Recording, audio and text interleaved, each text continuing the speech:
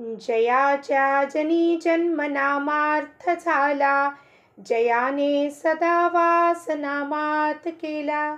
जयाच्या मुखी सर्वदा नाम कीर्ती, नमस्कार त्या ब्रह्म चैतन्य मूर्ती. श्रीराम समर्थ. सर्व साधक बंधूंना, आत्मज्योतींना साष्टांग प्रणाम करता. माझे सद्गुरू श्री चंद्रकुमारजी यांच्या दिव्य चरणारविंदात साष्टांग प्रणिपात करता.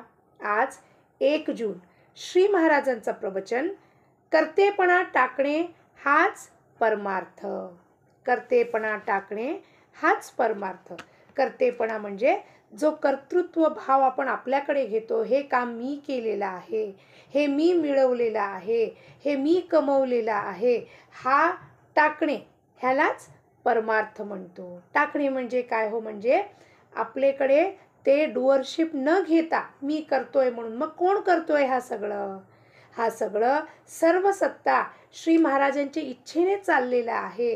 ह्यालाच गृहीत धरणे, ह्याला आपण परमार्थ म्हणतो. काय म्हणतात श्री महाराज?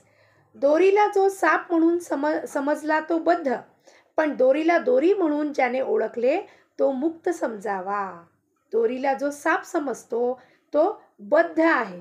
बद्ध म्हणजे इग्नोरंट, अज्ञानी. आणि दोरीला जो दोरी समजतो तो कोण आहे? मुक्त आहे. आता महाराजांनी हे किती सोप्या आणि साध्या शब्दात आपल्याला समजावून सांगितलेलं आहे. का म्हणून? तर गोंदावले छोटा ग्राम होता. तिथले लोक अगदी साधे बोळे आणि सामान्य माणसं होती. ते सामान्य माणसांना सामान्य भाषेत जर आपण सांगितलं, आपलं कॉमन लँग्वेज असलं की आपल्याला मनाला ते म्हणजे पटतं. ते इमिडिएटली आपण म्हणतो इट टच्ड माय हार्ट. आपल्या मनाला पटलं, बाबा महाराज काय म्हणतायत.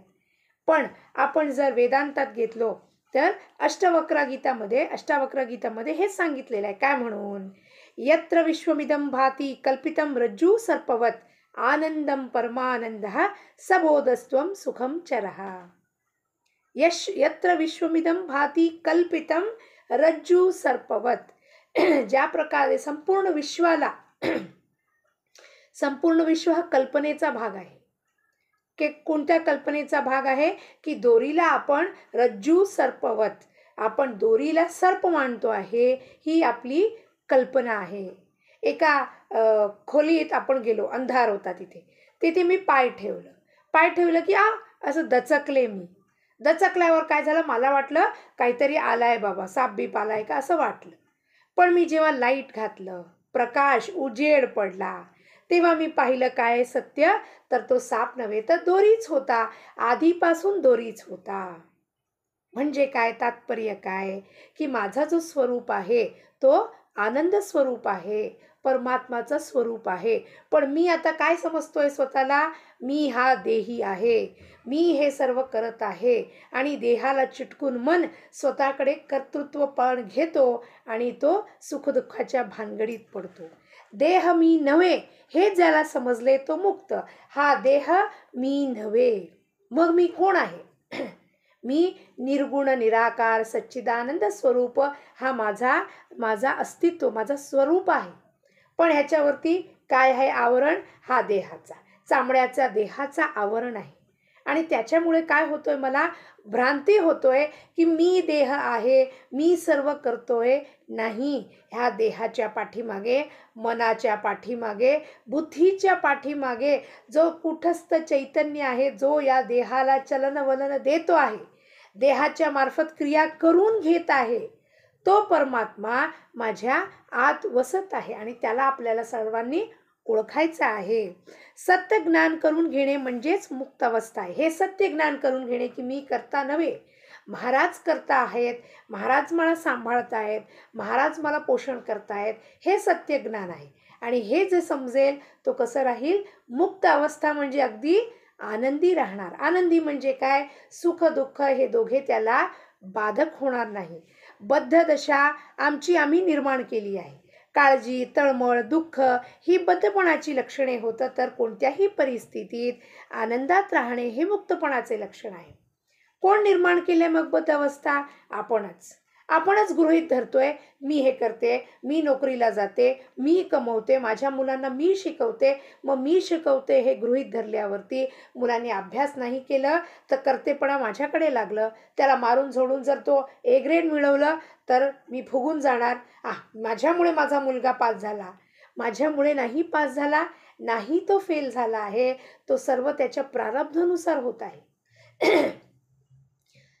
तेव्हा काय होणार, कोणत्याही परिस्थितीत आपण आनंदात राहणार आणि आनंदात राहणे म्हणजे स्वीकार करणे, जे होतंय ते महाराज यांच्या इच्छेने होत आहे, मग त्याला आपण मुक्तपणाचे लक्षण म्हणतो.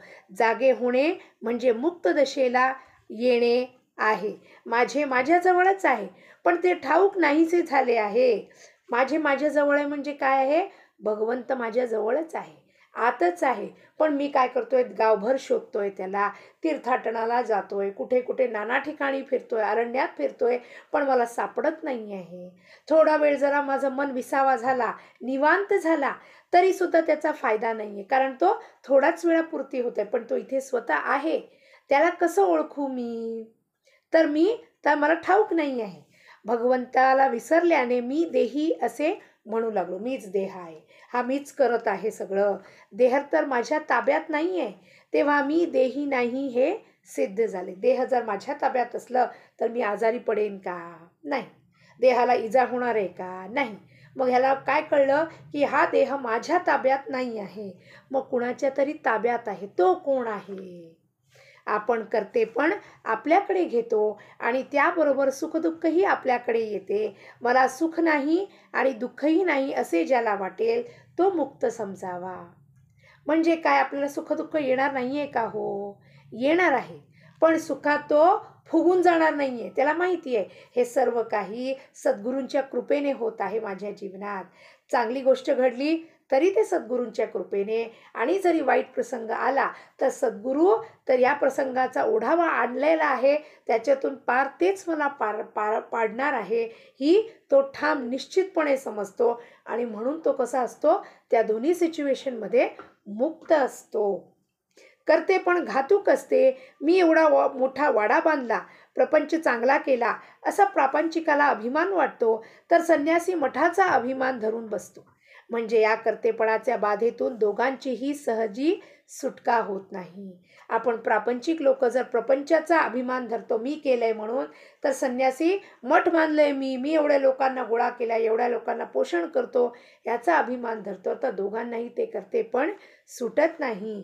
हे कर्तेपण सोडावेसे वाटले तर ते आपल्याला सुटत नाही, याचा आपल्याला नेहमी अनुभव येतो.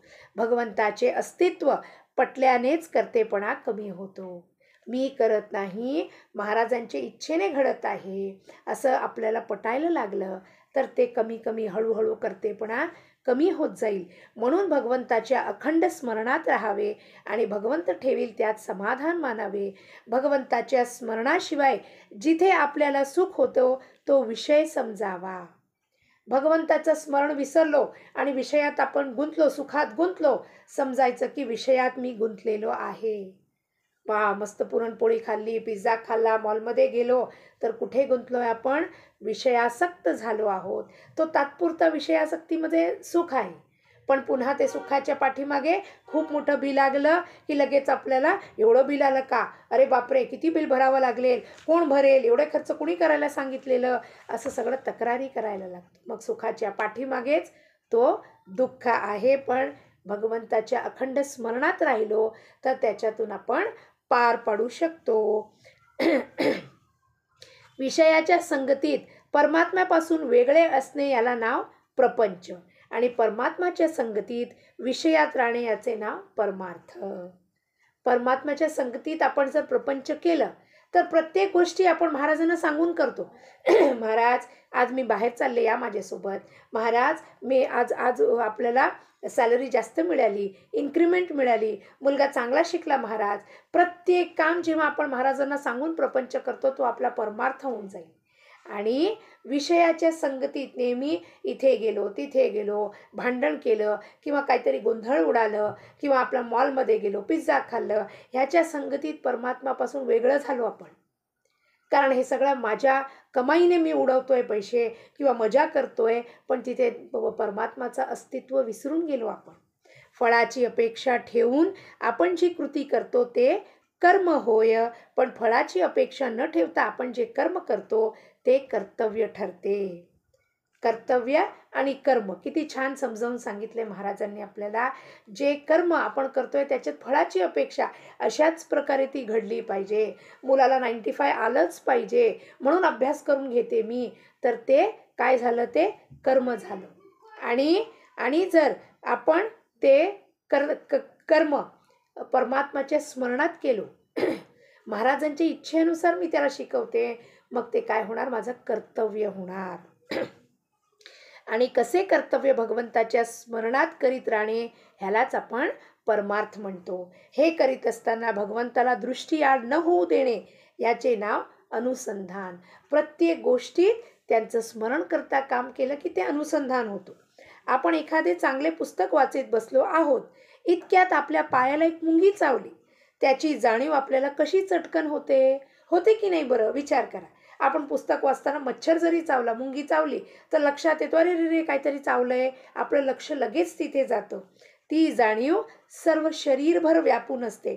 त्याचप्रमाणे भगवंताच्या अनुसंधानाने प्रपंचाला व्यापून ठेवले पाहिजे. प्रपंचातला कोणताही उद्योग करताना अनुसंधान टिकवावे. महाराज हे तुमच्यामुळे झालंय, महाराज आज मी इथे गेलो होतो, महाराज हे काम झालं नाही. जे काय करतोय त्याच्यात प्रत्येक गोष्ट त्यांना सांगून करावं. मग आपली अनुभूती कशी पक्की होते की महाराज आपल्या अवतीभोवती आहे, आपल्या सोबत आहे, आपल्या आत आहे. सतत ती जाणीव आपली जागृत होऊन जाईल. अनुसंधानाचा अभ्यास करावा. भगवंताचे अनुसंधान आपल्याला भगवंतांकडे घेऊन जाते. मी अनुसंधान टिकवीन असा मनाचा निश्चय करावा, मनात दृढ निश्चय करावा. हा अनुसंधान मी टिकवीन. काय अनुसंधान? प्रत्येक गोष्टीमागे महाराजांचं अस्तित्व आहे. जीवनाच्या प्रत्येक कर्मामध्ये, प्रत्येक कृतीमध्ये, प्रत्येक कर्तव्यामध्ये महाराजांचाच अस्तित्व आहे. त्यांच्यामुळेच हे सगळं घडत आहे. हा दृढ निश्चय ठेवलं तर ते आपलं जीवन परमार्थ होऊन जाईल. आजचे बुधवचन, आपले कर्तव्याला न विसरावे, भगवंताचे अनुसंधान राखावे. जानकी जीवन स्मरण. जय जय राम.